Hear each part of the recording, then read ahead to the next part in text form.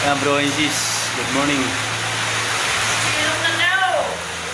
Umulan na. Ngayong dalawa rin nagpapatyagaan pa. Lakas ang ulan.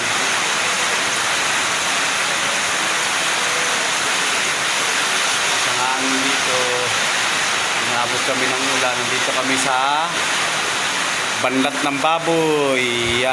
Walang baboy. Wah, sarap buhay. Duyan-duyan lang. Duyan-duyan kay naulan. Kusog oh.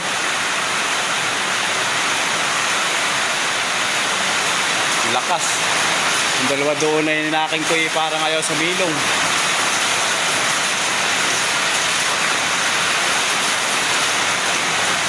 Pasok pala dito yung motor, no?